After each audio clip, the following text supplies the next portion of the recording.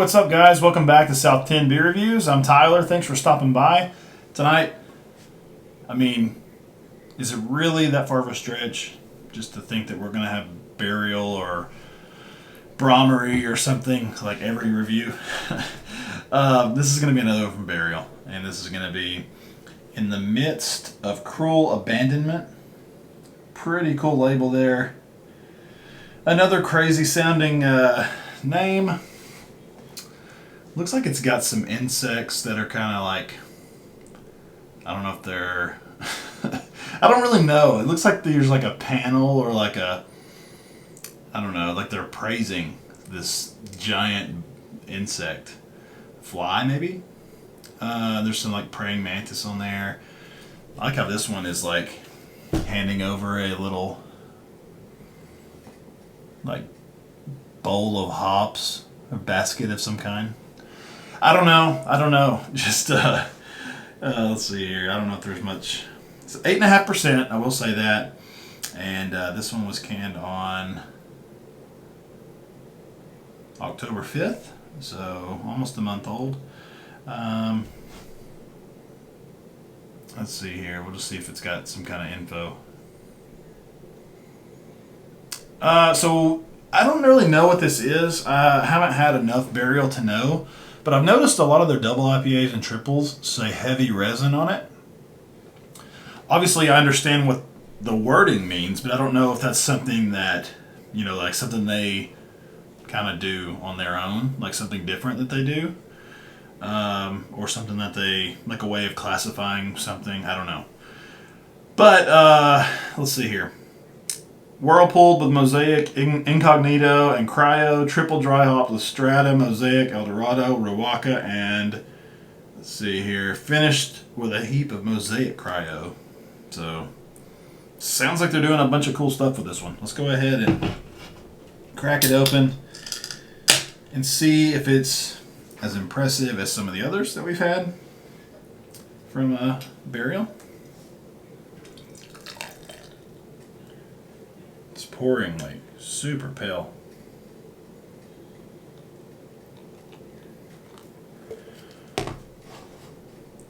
Yeah, it comes in like a pale gold color.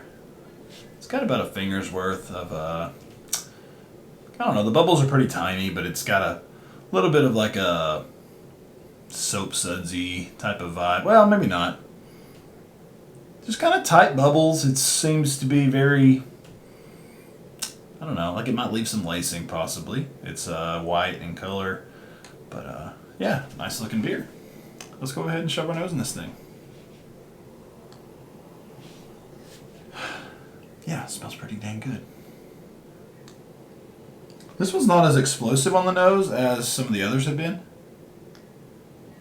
But this one's got a bigger Mosaic presence than some of the others have had. Well, I don't want to say the others have all had Mosaic, 'cause I don't remember. But just from reading the hops on the sides of the can, they use several usually in their beers, and it was always kind of hard to pick out a single hop. This one is a little easier. This one's got like a noticeable Mosaic type of thing going on. Like it's got that dirty gym bag type of dank quality to it. I'm getting some like pineapple and some peach.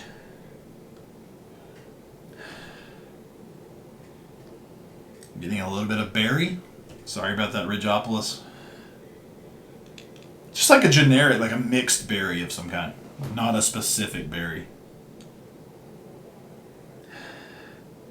Yeah, a little bit of orange hanging out in the back, but this one's mostly dominated by that sweaty gym bag. The pineapple, maybe a little peach, and then a little bit of that berry. Smells quite nice though. Just a little more muted than some of the others I've had from them, but you never know. Let's go ahead and give it a shot. Cheers.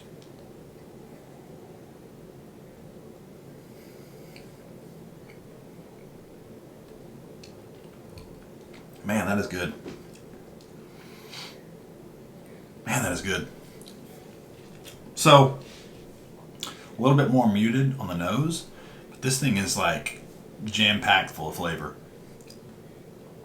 I will say, you know, in addition to the sweaty gym bag, I'm getting a big dose of like pine resin, and I guess this makes sense.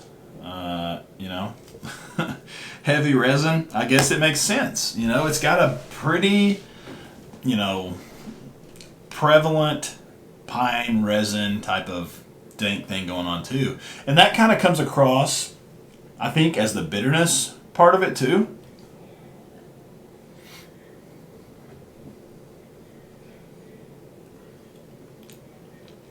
And then it's almost got like this, it's a really cool combo of the citrus, pineapple, peach type of thing. It almost is like a little bit smoothie like. Like the, not the consistency of it, but like the flavor of it. Like I could easily see those flavors in like a smoothie from like Smoothie King or something, you know?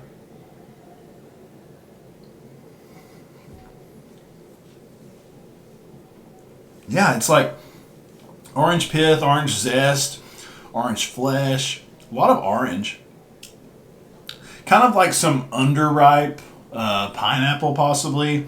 And then like the peach type kind of thing is coming across more of like a, almost like a fresh peach, I guess, as opposed to like, you know, canned peaches or you know, the fruit cup type of peaches.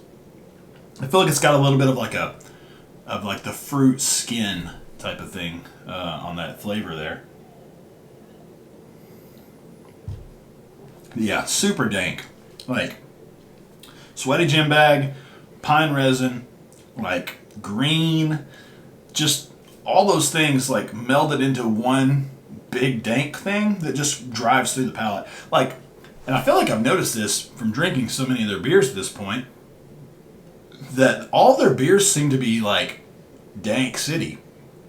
I don't know if that's just something that I don't know if that's like their signature thing, possibly. I mean, they're using this heavy resin trademark type of thing. But it just seems very common in their beers, and I happen to be a big fan of it. I really love a nice, juicy IPA, but also with like a really nice dank, you know, kind of quality to it. I don't know what it is. I just enjoy it. So this one's really fantastic. You know, 8.5%. I would say this drinks like a double IPA. It's not boozy by any means. It's not, you know, you're not picking up any of that alcohol that is, you know, the 8.5%, but it definitely tastes like a bigger beer. It's got a nice creamy mouthfeel to it. Very soft, light carbonation.